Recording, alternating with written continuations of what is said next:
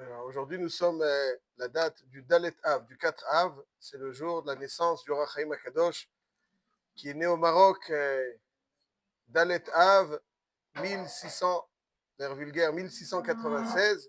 Il est niftar le 15 Tammuz, 1743 de l'ère vulgaire aussi.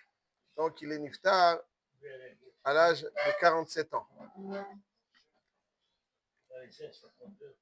Et il est né au Maroc. Il a vécu 40 ans au Maroc.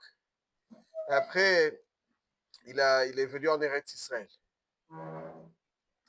Et donc, Dalet Av, c'est le jour de la naissance du Ohr HaChaim HaKadosh. On va essayer de dire un petit enseignement qu'il nous livre dans la Parashat HaShavua de Devarim. Tous les Mfarshim s'activent à expliquer les premières phrases de cette parasha. Ele advarim asher diber Moshe el kol Israël be'ever hayarden. Be'ever hayarden, on comprend. Ever hayarden sur la rive ouest du est du Yarden. במדבר, בערבה, מול סוף, בין פרן ובין תופל ולבן וחצרות ודי זהב. Donc ça déjà, ce premier verset du Chumash Devarim, de la paracha Devarim, suscite beaucoup d'étonnement. Et comme Rashi le souligne, ben paran ou ben tofel, tofel velavan. Amar Rabbi Shimon bar Yochai, חזרנו על כל המקרא, ולא מצינו מקום ששמו תופל ולבן. Tofel, Lavan. De quoi il s'agit? Il n'y a pas d'endroit comme ça qui s'appelle Tofel et Lavan. Ben Paran ou Ben Tofel. On dirait qu'on situe un lieu géographique où Moshe s'est adressé au Ham Israël entre Paran et Tofel. Il n'y a pas d'endroit qui s'appelle Tofel. On ne connaît pas. Lavan. Lavan. De quoi il s'agit? Alors, tous les Mufarshim donnent une explication. On va voir, je vous propose celle du Ohr HaChaim HaKadosh. Ohr HaChaim HaKadosh, en réalité, nous dit que בעבר הירדן במדבר, בערבה, מול סוף, בין פרן ובין תופל, ולבן, והחצרות, ודי זהב. Il s'agit des recommandations de Moshe Rabbeinu à Am Israël pour bâtir le profil qu'un juif doit avoir. Et le programme sur lequel un juif doit travailler, livré à Moshe dans les mois et quelques qui restent donc avant de rendre l'âme, qui lui reste avant de rendre l'âme, puisqu'on est le premier Shvat, 36 jours, excellent. Moshe Rabbeinu donne un petit peu le programme et la description du profil qu'un juif doit avoir, à travers donc ces phrases. Il y a 9 étapes que nous écrit Moshe. בעבר הירדן, במדבר, בערבה, מול סוף, בין פרן ובין תופל, ולבן וחצרות ודי זהב. Alors, quel est donc ce programme que Moshe Rabbeinu nous livre? Ohr HaChaim HaKadosh nous dit comme ça. Be'ever. Moshe Rabbeinu dit au Ham Israël qu'il faut être des ivrim, de l'autre côté. Et il dit l'Ohr HaChaim HaKadosh, Ha'alef, la première, Be'ever, Sheyeh Lokeach Midato Shel Avraham. Avraham Avinu s'appelle Avraham Ivri. Jusqu'à aujourd'hui, nous nous appelons des ivrim, parce que on est. Alors, mais aussi s'inspirer d'Avraham Avinu. Avraham Avinu, il avait cette dualité qui est très importante chez tout juif, qui pourrait être paradoxale. C'est un homme du chesed, un homme qui est profondément marqué par l'autre, concerné par l'autre. Mais en même temps, Avraham Avinu, malgré qu'il était concerné par l'autre, marqué par sa douleur, par ses besoins, mais il n'était pas influencé par les autres. Il y a cette capacité à être concerné à ce. Il y en a qui se démarquent et ils sentent plus l'autre.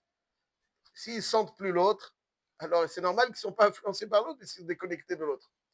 Mais être concerné, sentir l'autre, tout en étant, donc avoir cette chesed, cette compassion d'Avraham Avinu, cette volonté d'offrir, se sentir concerné par les autres. Il ne vit pas dans sa bulle, il était concerné par les autres. C'est-à-dire que ce n'était pas un ivri qui vivait dans sa bulle et puis dit débrouillez-vous. C'est facile de vivre dans sa bulle d'une certaine façon et d'être démarqué des autres et de ne pas donc être influencé. Avraham Avinu fait un nefesh asher asu beharan. Il se sentait concerné par le monde l'interpellait, l'humanité l'interpellait. Il cherchait à faire évoluer, à changer les choses. Il cherchait à donner. Il cherchait, mais malgré son contact très fort, émotionnel, avec son entourage, il ne sera pas influencé par cet entourage. Ça, c'est Avraham Ivri. On raconte sur l'un des plus grands poskim que personnellement j'admire énormément, c'est le Baruch Frankel Théomim. Il s'appelle donc il a des annotations. Il s'appelle Baruch Tam, le Imre Baruch, sur beaucoup de livres, et puis quelques annotations. Chaque phrase, c'est un développement sublime que l'on peut faire. Un génie très particulier. Il était sur le point de fiancer sa fille. Et comme vous le savez, les parents se rencontrent à un moment. Et lorsque le Baruch Tam, le Baruch Frankel, il est venu donc au lieu où ils devaient se rencontrer, il avait la mine pas très joyeuse. Alors, la mère du Khatan, qui vraisemblablement était une femme assez... Elle lui dit, Kvodarav, vous n'êtes pas content du Shidour? C'est quoi la mine longue que vous avez?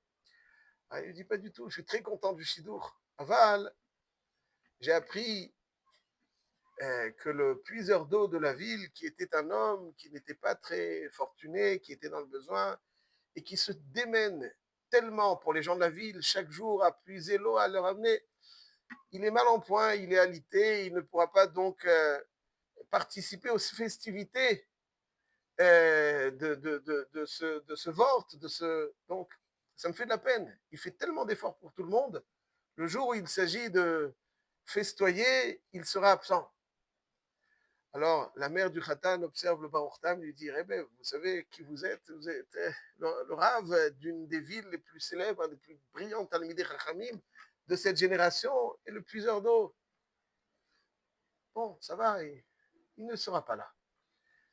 Le Baruch Tam, il a été très frappé par cette phrase, et il a demandé quelques minutes d'interruption. Il consulte son épouse et il lui dit, si la mère du Khatan n'est pas capable de comprendre ce qu'est la compassion parce que de quelqu'un qui paraît dans la hiérarchie, qui est totalement fausse, on n'en sait rien du tout. Mais la hiérarchie, a priori, donc, il est inférieur, elle ne sait pas ce que ça veut dire avoir mal avec quelqu'un, participer, se sentir déconnecté. Le Khatan n'est pas le Khatan. Le Khatan qui a baigné dans une atmosphère pareille n'est pas le Khatan qu'il nous faut. Et il a décidé d'interrompre le Shidour. C'est-à-dire que pour le Baruch Tam, ce qui marque un juif, c'est sa capacité, quel que soit son rang, qui sont totalement nuls et sans, quel que soit son rang, avoir le lien, l'empathie et ne pas être indifférent. Ressentir sa douleur et ressentir la douleur de son incapacité à participer aux festivités. Avraham Ivri. La première chose, c'est Be'ever. Un juif, c'est d'abord celui qui a un gros cœur. Après, il a un gros sechel, c'est Beseider. D'abord, c'est quelqu'un qui a un gros cœur, quelqu'un qui n'est jamais indifférent, quelqu'un qui sait sentir l'autre. Comme Avraham Avinu, il sait sentir l'autre tout en étant soi-même. Pas il sent l'autre et donc il est aspiré par l'autre, il sait sentir l'autre, mais il est... Be'ever, c'est quelque part aussi la suite, nous dit Rachaim Akadosh. Hayarden. Hayarden, ça veut dire quoi? Hayarden, la chose mardout. Ça veut dire qu'il faut se maîtriser. C'est-à-dire qu'il faut être Bal Chesed, c'est vrai, mais il faut avoir la capacité à cadrer ce chesed, à maîtriser donc son être, parce qu'un Bal Chesed, bien souvent, c'est quelqu'un qui émotionnellement laisse son cœur parler. Et quand on laisse son cœur parler, qu'on n'est pas cadré par la Midat Gvura, au lieu que le chesed soit un chesed qui construit, qui bâtit, c'est un chesed qui détruit. Tout chesed, pour qu'il soit fructueux, il faut qu'il soit cadré par la Gvura. Il faut qu'il soit cadré par la Gvura. D'ailleurs, c'est dans un couple, on dit que le mari, c'est le chesed, c'est l'énergie, la femme, c'est la Gvura. C'est elle qui crée le cadre. Et tout un chacun doit savoir aussi se discipliner. C'est-à-dire, je m'investis, ok, je suis plein de compassion, j'essaye de... Mais dans un cadre, c'est pas n'importe désordonné, n'importe comment, n'importe quoi. Il faut que tout soit bien structuré. Be'ever ayarden, ayarden b'lashon mardout. Mardout lirdot, urdu bidgatayam, dompter, maîtriser. Donc il faut maîtriser ce cœur bon. Si quelqu'un n'est que bon, c'est pas bon. Il faut être bon, mais savoir avoir une rigueur qui est indispensable pour que cette bonté porte ses fruits. Ça, c'est Be'ever ayarden. Et là, poursuit le Rachaim Akadosh, Bamidbar. Comment Moshe Rabbeinu voit un juif? Il voit un juif qui est bon. Un juif qui est structuré, dont la bonté est structurée et cadrée. Moshe Rabbeinu, il conçoit le juif plein d'humilité. Bamidbar. Bamidbar, dit le Orachaim Akadosh, Midat Anava. C'est-à-dire le Midbar, c'est un endroit où tout le monde a accès, c'est un endroit qui tolère tout le monde, qui n'est pas forcément très... Le Midbar, le Anava, n'est pas uniquement l'humilité telle qu'on la conçoit. La Hanava, c'est la tolérance. J'ai des convictions. Quand j'ai des convictions, forcément, il peut y avoir donc un manque de tolérance. Pour, pas seulement quand on porte atteinte à mes convictions, mais surtout quand on fait des choses qui me déplaisent. La Hanava, dans la Shona Kodesh, c'est pas l'humilité uniquement telle qu'on la comprend, c'est la tolérance. La tolérance sans être indifférent. Pas que je tolère n'importe quoi et je suis indifférent. Je tolère, il y a des choses qui sont faites qui ne me plaisent pas. Je suis tolérant. Quelqu'un de Hanav, c'est quelqu'un qui est surtout tolérant. Le Gavtan, il ne supporte pas qu'on fasse des choses qui... Moi, il a besoin d'affirmer son être. Et quand il affirme son être, c'est-à-dire porter atteinte à sa volonté, à sa façon de voir les choses, donc forcément, c'est amoindrir son être. C'est forcément amoindrir son être. Donc c'est ça qui le met en colère. Un ave, c'est celui qui sait être tolérant, qui sait supporter les choses qui lui déplaisent. C'est là, il est un ave. Où est-ce qu'on voit que la définition, donc un ave, on traduit en général humble, mais c'est vrai, mais c'est partiellement vrai. Un ave, c'est, en lachon hakodesh, signifie quelqu'un de tolérant qui laisse faire des choses qui le dérangent autour de lui, qui ne réagit pas systématiquement aux choses qui lui déplaisent. Où est-ce qu'on voit que c'est ça la définition de Hanav? On voit dans Moshe Rabbeinu, quand Myriam s'adresse à Aaron et lui dit ce qu'elle lui dit, pourquoi Moshe Rabbeinu, c'est alors que nous aussi sommes des prophètes et nous vivons une vie conjugale totalement normale. Il y a marqué dans le passouk Va'ish Moshe Hanav Meod Mikol Adam Asher Al Pnei Adama. Pourquoi est-ce qu'on a besoin de dire qu'il est Hanav? C'est le moment. Le pshat est qu'il était tolérant. C'est-à-dire, Rachid dit là-bas, Savlan. On lui a dit, on a dit de lui une phrase qui aurait pu lui déplaire. Il a dit. Ça c'est la Hanava. La Hanava, c'est la tolérance. Le Gavtan, c'est celui qui exige un respect démesuré, qui ne supporte pas qu'on porte atteinte à l'aura de sa personne. Il ne peut pas. Quand quelqu'un s'affirme, il affirme aussi ce qu'il véhicule et tout ce qu'il pense et tout ça. Dès qu'on fait quelque chose qui le dérange, il se sent fragilisé. Le Hanav, ça c'est Bamidbar. Bamidbar, c'est une tolérance. Tout le monde fait tolérance. Bamidbar. Mais attention, Ba'arava. Ba'arava, c'est comme la Shon, Harevut. Il y a des gens humbles qui sont insupportables. Parce que l'humilité dégrade une personne. Parce que l'humilité, c'est un homme, des fois, qui peut générer une forme d'indifférence. Une tolérance trop grande. Quelqu'un qui, finalement, les choses ne le dérange pas. Tout ce qui se passe, c'est pas... Il se sent tellement nul. Il y a des choses qui se font. Pourquoi je me mêlerai? Il y a des choses, des fois, sur lesquelles il faut réagir. Des fois, oui, il faut réagir sur certaines injustices qui se font. Des fois, quelqu'un qui est faussement hanav, il dit, bon, moi, qui je suis pour réagir? Que les choses se passent. Alors, moi, je fais 3 pas en arrière, débrouillez-vous. Et ça, c'est une fausse hanava. La hanava permet d'être agréable. Ba'arava, melachon arevut. Il dit le Chaim Akadosh, et je cite, Ba'arava kolel shni dvarim. Shitihi hanava areva. C'est-à-dire que ce n'est pas une hanava qui rend un homme fade. Un ava qui le rend agréable. Ben, vous avez des gens humbles. Alors, les gavtanim, ils sont insupportables. Ça, c'est pas shoot. Ça, c'est pas shoot. Un gavtan, ils sont mauvais. Mais même un anav, s'il est trop anav, ça marche pas. Alors, t'as envie de le secouer. Voilà, comme il dit Rabbi Shimon. Secouer. Réagis. Ah, moi, qui je suis, je m'assois, je viens là, je m'attends. Attends, mais tu vois pas qu'il y a quelque chose qui se passe là? Oh, qui je suis, moi, pour réagir? C'est le bon Dieu qui est. Première. Deuxième, chiyuv harivut shitzarich lochiach. Il dit donc, la harava, c'est que ce soit agréable et qu'ils se sentent concernés. On peut discuter des heures de tout ça, mais on n'a pas tous ces heures. Alors, pour l'instant, hein, ça, c'est Baharava. On va dire Molsouf. Aïe, aïe, aïe, Molsouf. Qu'est-ce que ça veut dire Molsouf? Molsouf, ça veut dire avoir constamment la capacité de vivre en ayant face à lui la fin. Il ne s'agit pas d'abattre une personne, mais ça donne une orientation à la vie. Quand on sait vers quoi on se dirige, on vit une vie différente. Molsouf. Istakel bishlosha dvarim. בין אתה בא לידי עבירה. דע מאין באת, ולאן אתה הולך, ולפני מי אתה עתיד ליתן דין וחשבון. דע מאין באת מטיפה סרוחה, ולאן אתה הולך למקום עפר, רימה ותולע, ולפני מי אתה עתיד ליתן דין וחשבון.